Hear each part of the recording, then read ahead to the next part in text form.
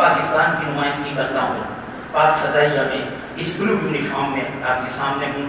Pakistan air force میں ایک شعبہ ہے ادارہ امور دینیہ جو مسجدوں کی دیکھ بھال کرتا ہے، جمعے کے خطبات کی دیکھ بھال کرتا ہے، جتنی ہماری دینی سرگرمیاں ہیں۔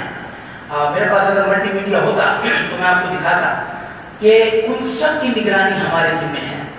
ایئر ہیڈ کوارٹرز پشاور میں ہمارا مرکزی آفس ہے جہاں میں ان ساری دینی سرگرمیوں کی خدمت کے لیے مجھے ایئر فورس نے موقع دیا ہے۔ یہ میرے رفقائے کار ہیں۔ یہ جو رینک ہے ونگ کمانڈر فخر الاسلام، ونگ کمانڈر کا معنی آرمی میں ہے لیفٹیننٹ کرنل، لیفٹیننٹ کرنل۔ دیکھیے ہمارے جو سر ذوالفقار بیٹھے ہیں سول ڈریس میں، یہ پچھلے سال اسی رینک سے ریٹائرڈ ہوئے ہیں۔ اب آپ یہ دیکھیے ہمارا لباس یونیفارم کے بعد یہ والا ہوتا ہے۔ ہم جمعے پڑھاتے ہیں، ہم درس قرآن دیتے ہیں، درس حدیث دیتے ہیں، اور مارننگ اسمبلیز میں جا کر قرآن اور حدیث کی بنیاد پر موقع اور محل کی مناسبت سے لیکچرز دیتے ہیں۔ ہمارے جو آخر میں بیٹھے ہیں یہ چیف وارڈ افسر طاہر امین ہیں، یہ جے سی او ہیں، جونیئر کمیشن افسر۔ یہ دوسری کیٹیگری ہے، دوسری ایک افسر کی ہے اور ایک دوسری خطیب کی۔ لیکن خطیب میں کون؟ یونیفارم والا خطیب۔ یونیفارم والا خطیب یہ ہے کہ یہ ان کی گرمیوں کی یونیفارم ہے، یہ جو انہوں نے پہنی ہے۔ اور یہ اسسٹنٹ وارنٹ افسر آتے ہیں، وارنٹ افسر پروموٹ ہوتے ہیں، چیف وارنٹ افسر تک جا سکتا ہے، ٹھیک ہے۔ ایک ہماری تیسری کیٹیگری ہے خطیب کی، وہ ہے سویلین خطیب۔ وہ 15ویں اسکیل میں اب آتا ہے ماشاءاللہ، اس کی ویکنسی اپ گریڈ ہو گئی ہے، 15ویں اسکیل میں آتا ہے۔ اسی طرح اس کی بھی یونیفارم ہے۔ چوتھی کیٹیگری ہماری مؤذن کی ہے۔ مؤذن جو ہے وہ 7ویں اسکیل میں ہے ماشاءاللہ۔ یہ ہم بڑے خوش ہیں، ہم نے منسٹری آف ڈیفینس یعنی وزارت دفاع سے اپنے خطیبوں کا درجہ بھی بڑھوایا، مؤذنوں کا درجہ بھی بڑھوایا، ٹھیک ہے۔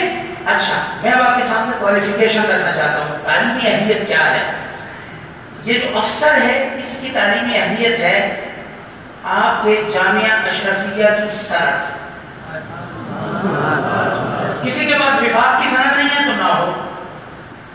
اگر کوئی وفاق کا امتحان نہیں دیتا تو بھائی پاک فضائیہ میں آنے کے لیے آپ کی سند ہی کافی ہے، کیونکہ ایچ ای سی سے ریکگنائزڈ ہے، ایم اے عربی اور ایم اے اسلامیات کے برابر ہے، لہذا اس پر اور یونیورسٹی کی ایم اے اسلامیات کی، مجھے پتا ہے اس کونے سے اس کونے تک ہمارے بہت سے ساتھی ہیں جو پیرالل میں اپنی تعلیم جاری رکھتے ہیں اور دور حدیث سے بھی پہلے ایم اے اسلامیات کر لیتے ہیں۔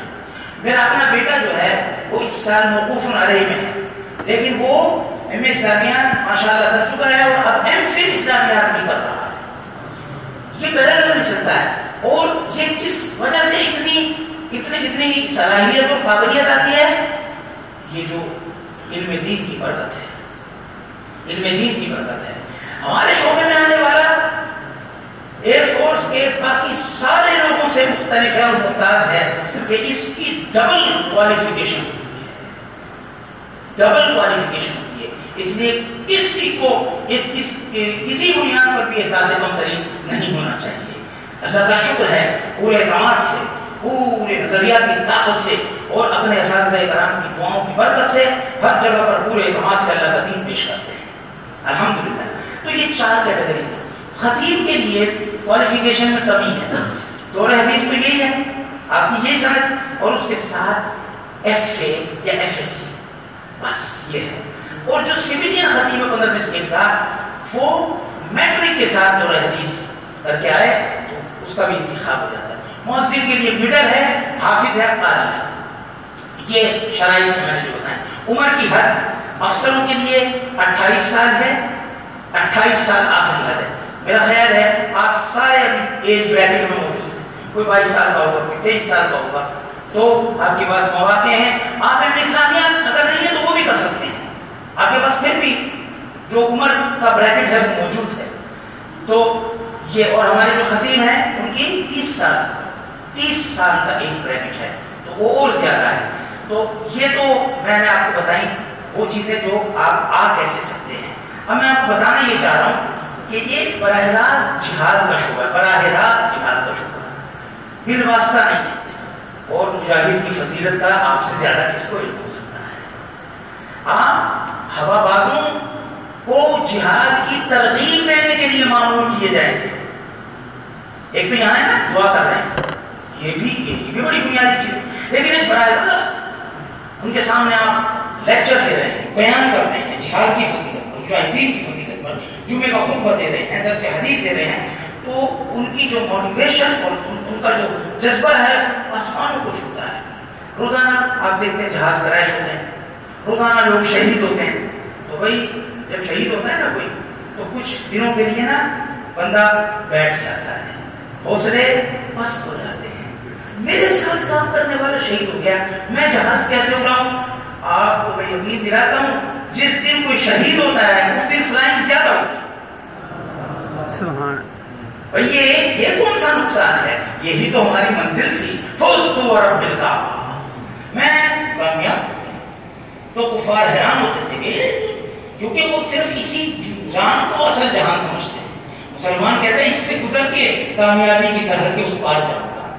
تو ایک تو یہ یاد رکھیے گا قرآن کی آیت وَأَعِدُّوا لَهُم مَّا اسْتَطَعْتُم مِّن قُوَّةٍ وَمِن رِّبَاطِ الْخَيْلِ تُرْهِبُونَ بِهِ عَدُوَّ اللَّهِ وَعَدُوَّكُمْ وَآخَرِينَ مِن دُونِهِمْ لَا تَعْلَمُونَهُمْ اللَّهُ يَعْلَمُ. اس میں لفظ ہے تُرْهِبُونَ کا معنی کیا ہے؟ تاکہ دشمنوں کا دل پھاڑ کر ایسا روب ان پر پڑے. ایسا نہیں کہ طوفان کی خبر سن کر لرز اٹھتے ہوں جو ساحل پر، میں ایسے بزدلوں کو ناخدا کہوں یہ مشکل ہے. نہیں، نعرہ تکبیر کی آواز سے کافر کا دل دہل جائے، طوفانوں کا دل جس سے دہل جائے، وہ اذان، وہ اعلان، وہ تکبیر، وہ جذبہ ایمان، یہ ہے اصل. یہ قرآن کا حکم ہے باقاعدہ جو آپ سب پوری امت محمد کی طرف متوجہ ہو رہا ہے. اعدوا لهم ما استطعتم من قوة، اور جس کے دل میں جہاد کی تڑپ نہیں ہے، تمنا نہیں ہے کبھی بھی، تو اس کے بارے میں کیا فرمایا ہے؟ اس کے بارے میں کتنی بڑی وعید آئی ہے حدیث میں. تو بھائی وہ بھی ہمارے پیش نظر ہے. اس لیے نیت تو سب کریں کہ انشاءاللہ تعالی. اچھا، یہ براہ راست جہاد میں شریک ہونے کا جذبہ ہے، یہ بڑی فضیلت ہے. تو ہم نبی صلی اللہ تعالی علیہ وسلم نے 82 جنگیں، مدینے کے 10 سالوں میں کتنی جنگیں ہوئی؟ 82 جن میں سے 27 یا 29 غزوات کو خود کمانڈ کیا ہے. تو یہ 10 سالوں میں اگر آپ دیکھیں تو 8 سے زیادہ جنگیں ہر سال میں ہو رہی ہیں. 8.2 8.2. تو بھائی یہ کوئی شاعری تو نہیں فرماتے تھے نا، یہ کوئی رہبانیت تو نہیں سکھا رہے تھے نا ہمیں گھوڑے پہ بیٹھ کے پلے ہوئے گھوڑے تیار رکھو، میزائل بناؤ، ایٹم بم بناؤ، ٹیکنالوجی حاصل کرو. تو بدر کے موقع پر اس وقت کی تازہ ترین لیٹسٹ ٹیکنالوجی کے ساتھ پہنچے ہیں جو تھی. 313 لے کے پہنچ گئے. اگر بیٹھ جاتے کہ یار تو 1000 آ رہے ہیں، ویل ایکوپڈ ہیں، مسلح ہیں، تو پھر میں اور آپ اس روح عرض پر اسلام کے نام اور اسلام کی آواز سننے کے لیے نہ پہنچے. 14 شہید ہو گئے. 313 میں سے کتنے شہید ہو گئے؟ 14. 299 کے ساتھ لوٹ آئے. کوئی ماتم نہیں کیا، کوئی سوگ نہیں کیا، بلکہ پھر تیاری شروع کی. اگلے سال پھر وہ احد پہ آ گئے. 1000 لے کے مدینے سے چلے، منافق 300 کو لے کے الگ ہو گیا. تو کسی ایک صحابی کی ہمت بھی نہیں بیٹھی کہ ہم 3000 کا مقابلہ کیسے کریں گے 700. میاں ویسے ہی کریں گے جیسے 1000 کا مقابلہ 313 نے کیا تھا، ویسے ہی کریں گے. اور پھر اترے ہیں میدان میں. اور انس بن نضر کی آواز سنو. کچھ صحابہ بیٹھے ہیں، جب نبی پاک صلی اللہ علیہ وسلم کی شہادت کی خبر پھیل گئی تو انس بن نضر وہاں سے گزرے. کیوں بیٹھے ہو؟ کہا کہ اب جینے کا کیا فائدہ ہے، بس غم میں بیٹھے ہیں. تو انس بن نضر نے کہا اس طرح نہیں بیٹھنا ہے، اب اگر مرنا ہے آگے بڑھو، ہمارے نبی نہیں رہے تو ہم بھی نہیں رہیں گے. 82 زخم انس بن نضر کے جسم پر تھے جب شہادت کے بعد ہی گئے. اور عبداللہ بن جحش اور سعد ابن ابی وقاص کی دعا میں آپ کو سنانا چاہتا ہوں. دونوں آئے اور آ کر کہنے لگے میں دعا کروں گا تم آمین کہنا، تم دعا کرو گے آپ میں آپ کی دعا پہ آمین کہوں گا، اللہ اکبر، ساتھ نے دعا شروع کی، اللہ مجھے توفیق دے آج میرا مقابلہ کسی ایسے دشمن سے ہو جو طاقتور ہو، یقاتلونی و اقاتلہ، یقابلونی و اقابلہ، اور آخر میں یہ ہو کہ میں اس کو قتل کر دوں۔ عبداللہ بن جحش نے کہا آمین۔ اب اس کی دعا سنو، عبداللہ کہہ رہے ہیں اے اللہ مجھے کسی ایسے دشمن سے میری بھیڑ کروا، اے اشد الناس قتالا اشد الناس لقاء، جو بہادر بھی ہو اور جو ماہر حرب و ضرب بھی ہو، میں اس سے لڑوں، وہ مجھ سے لڑے، آمنا سامنا ہو، پھر میرے مالک وہ مجھے شہید کر دے۔ ابھی بس نہیں ہوئی، کہا کہ مجھے شہید کر دے، پھر میری ناک کاٹ دے۔ احد میں ہم سید الشہداء حضرت حمزہ کے بارے میں جانتے ہیں، لیکن آپ تو جانتے ہو حضرت عبداللہ کہہ رہے ہیں میری ناک کاٹ دے، میرے کان کاٹ دے، میرے ہونٹ کاٹ دے، میری آنکھیں نکال دے، اور پھر جب میں قیامت کے دن تیرے سامنے آؤں تو اپنے ان بریدہ اعضاء کے ساتھ، مقطوع اعضاء کے ساتھ اس طرح تیرے سامنے آؤں، اور تم مجھ سے پوچھے ماذا حدث بک یا عبداللہ، عبداللہ یہ کیا ہے، تو میں کہوں مالک تیرے سامنے ان اعضاء بدن کے ساتھ آتے ہوئے ڈر لگتا تھا، آنکھوں نے گناہ کیے تھے، کانوں نے گناہ کیے تھے، زبان نے گناہ کیا تھا، ناک نے گناہ کیا تھا، میں نے کہا تیرے راستے میں قربان کر کے پھر آؤں۔ سبحان، یہ شاعری نہیں ہے، اللہ کی عزتوں کی قسم یہ ان کتابوں میں واقعات لکھے ہیں، ہم پڑھتے ہیں گزر جاتے ہیں، کیوں جہاد کیوں نہیں پیدا ہوتا؟ اور ان واقعات کی روشنی میں میری آپ سے گزارش ہے کہ ریاست اسلامیہ Pakistan, Islamic Republic of Pakistan کے قانون کے مطابق بنائے گئے جہاد اسلام کے منظم اداروں میں شمولیت کی نیت کر لیجیے انشاءاللہ، اور آئیے تاکہ آپ کا جو کردار ہے وہ ملک اور ملت کے دفاع کو مضبوط کرنے میں استعمال ہو جائے، اور قیامت میں جب ہم اللہ کے رسول کے پاس پہنچے ہیں صلی اللہ علیہ وسلم، آپ سوچیں تو صحیح نا کتنے لوگ ہمارے میزبان ہوں گے، حضور خود چیف میزبان ہوں گے حوض کوثر پہ، ابو بکر، عمر، عثمان، علی، اسحاق، سعید، طلحہ، زبیر، ابو عبیدہ، عبد الرحمن بن عوف، اشرف مبشرہ کے نام لیے، 313 بدر کے، 700 احد کے، اور 1400 حدیبیہ کے، خندق کے 3000 اور تبوک کے 30,000 اور حجۃ الوداع کے 1,24,000 اور امام مالک کے مقبول 1,40,000، یہ سارے ہمارے میزبان ہوں گے، کیا سعادت کا ٹھکانہ ہوگا؟ اللہ ہم سب کو نصیب فرما دے۔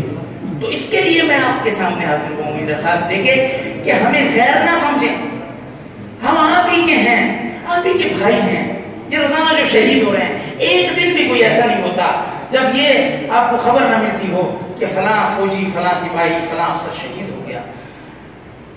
میں آپ کو یقین دلانا چاہتا ہوں کہ جو شہید ہونے والے ہیں ان کے جذبے، ایمانی جذبے اگر ماند پڑتے تو یہ اپنے گھروں سے نہ نکلتے۔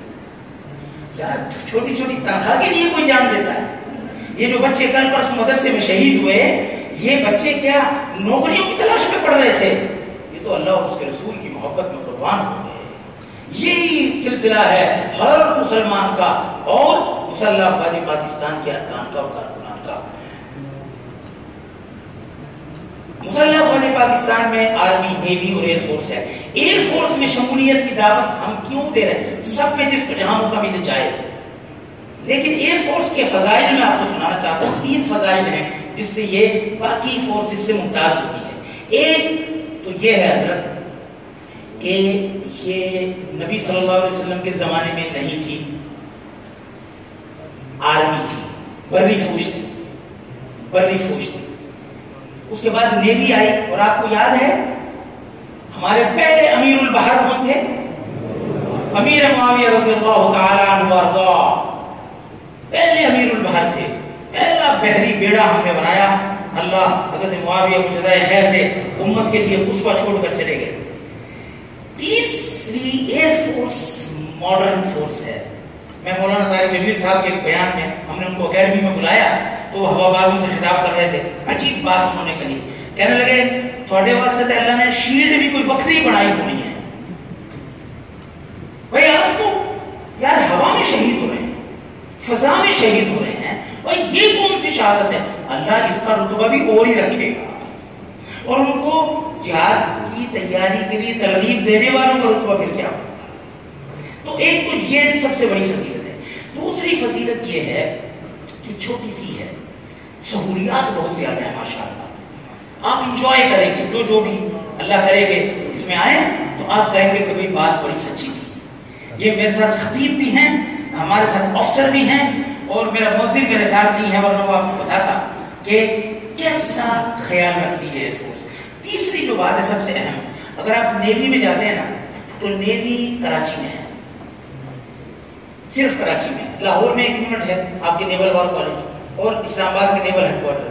ساری زندگی آپ نے سمندر میں رہنا ہے، جہازوں میں رہنا ہے، بحری جہازوں میں، وہ بھی بہت بڑا کام ہے، بحری جہاز بھی بہت اونچا کام ہے، لیکن ایئر فورس اس کے جتنے بیسز ہیں، بڑے بڑے بیسز، یہ سارے کے سارے بڑے بڑے شہروں میں ہیں۔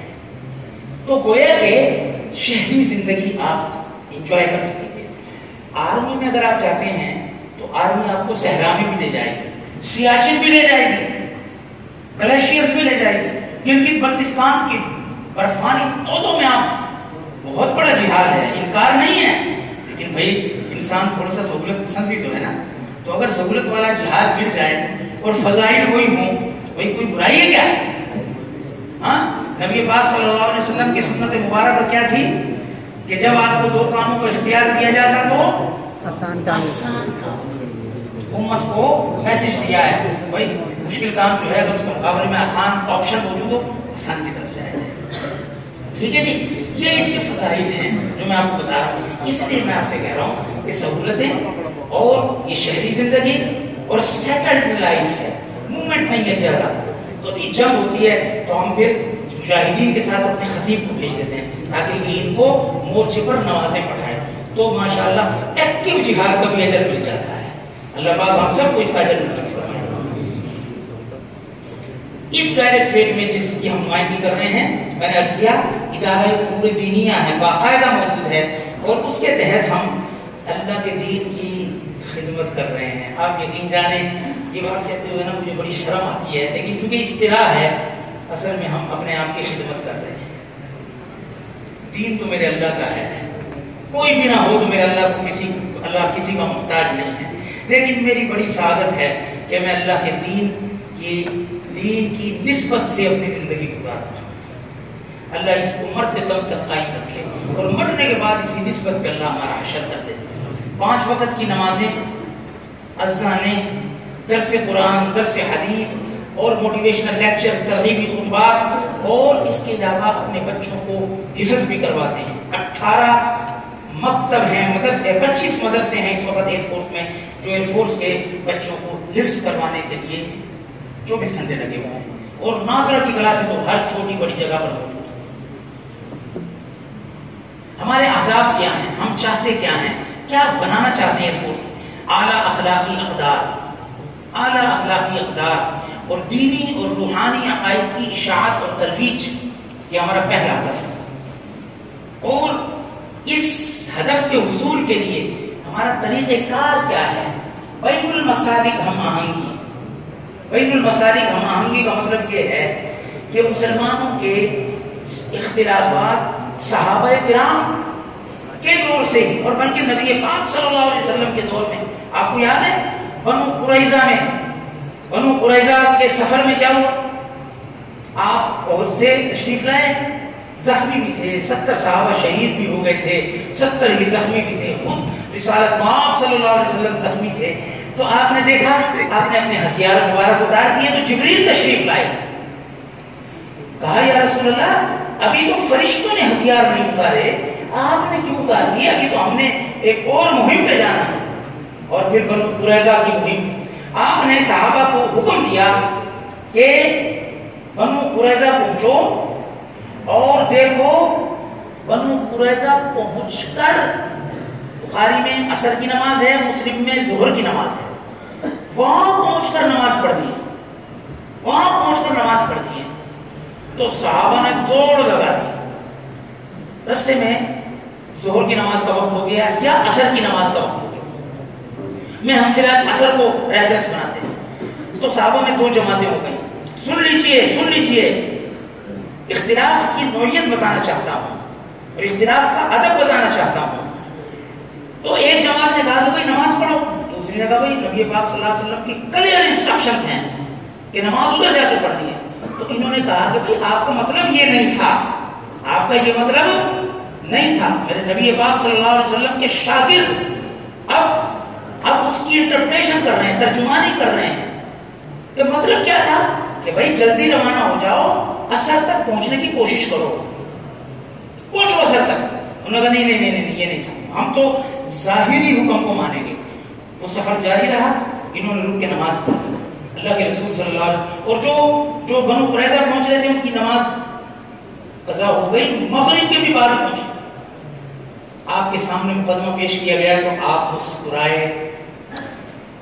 آپ نے اس امت کی فکری حدود متعین ضرور کی ہیں لیکن پابندی نہیں لگائی ہے، ورنہ تو جانور بن جاتے ہیں.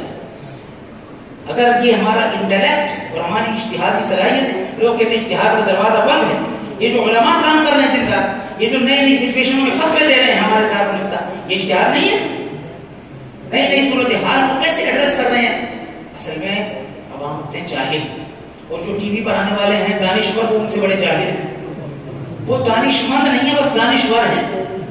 وہ دانشمند نہیں ہوتے.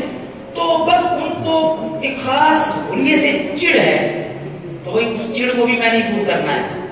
میں نے بیٹھ کے انہیں بتانا ہے کہ مدرسے کا گریجویٹ کیسا ہوتا ہے، مدرسے کی طاقت علم کی، فکر کی، روح کی کیسی ہے. تو لیکن ہم جب نہیں نکلیں گے تو وہ عوام کو گمراہ کرتے رہیں گے، پبلک کو دوسرے. میں اگر نہیں سناؤں گا تو وہ کسی اور کی سنیں گے اور غلط سنیں گے اور وہ گمراہ ہو جائیں گے اس سے. تو لہذا یہ اختلاف صحابہ کے زمانے میں اور نبی پاک کے ہوتے ہوئے اور آپ کی تصویر پھر اس پہ آئی، تو پھر اس کے بعد بھی اختلافات ہیں. نبی پاک نے معراج میں حضور کو اپنی ان آنکھوں سے دیکھا تھا یا نہیں، ہمارے اکابر میں اختلاف. اما عائشہ اور حضرت عبداللہ بن عباس کی آرام مختلف. ان المیت لا يعذب ببكاء اهله، یہودی کا جنازہ یا یہودیہ کا، اس پر حضرت عائشہ کی انٹرپریٹیشن مختلف ہے، ابو ہریرہ رضی اللہ عنہ کی مختلف ہے. ہم یہ کہہ رہے ہیں کہ یہ اختلافات وہاں سے چلے آج 1495 سال ہو گئے. آج 1495 سال ہو گئے. 1500 سال میں ہم نے دیکھا کہ اس میں ایڈیشن بھی ہوئے، ڈیلیشن بھی ہوئی. کربلا بھی ہوا 61 ہجری میں، اور اس سے پہلے 40 ہجری تک 4 خلفائے راشدین کا زمانہ بھی گزرا. پھر اس امت کے امیر معاویہ رضی اللہ تعالی عنہ کا زمانہ آیا جو 20 سال پر محیط ہے. پھر 61 ہجری ہوا. پھر امام ابو حنیفہ 80 ہجری میں پیدا ہوئے، امام مالک 94 ہجری میں پیدا ہوئے، امام شافعی اس سال پیدا ہوئے جس سال امام ابو حنیفہ کی وفات ہوئی 150 ہجری، اور اس کے 14 سال بعد امام احمد بن حنبل پیدا ہوئے. یہ کیوں آ رہے ہیں مجتہدین؟ یہ کیوں مجلس تدوین فقہ امام ابو حنیفہ نے سجائی ہے؟ اس لیے کہ اس امت کی انٹلیکچوئل اسٹرینتھ اور اس امت کی فکری طاقتیں قیامت تک کے لیے آنے والوں کے لیے رہنمائی کا کام کر سکیں. علامہ اقبال رحمۃ اللہ علیہ نے اپنے خطبات میں ایک عجیب بات لکھی ہے. انہوں نے کہا لوگ کہتے ہیں کہ مولوی لڑتے ہی رہتے ہیں آپس میں. وہ بھائی لڑتے نہیں ہیں، اختلاف ہے. جیسے دو بھائیوں میں سے ایک کا قد لمبا ہے، ایک کا چھوٹا ہے، ایک کا رنگ ذرا سانولا ہے، ایک کا فیئر ہے. بھائی یہ اختلاف. ومن آیاتہ خلق السماوات والارض، آیت پوری کریں. واختلاف السنتکم والوانکم، اور آگے کیا کہا؟ لآیات للعالمین، عالمین کہا ہے. تو علماء تو اس کے زیادہ مستحق ہیں کہ وہ اختلاف رائے کو اور بین المصادق ہم آہنگی کو برقرار رکھیں. آپ نے دیکھا مولانا ڈاکٹر عادل خان رحمۃ اللہ علیہ کو شہید کیا گیا کراچی میں دشمن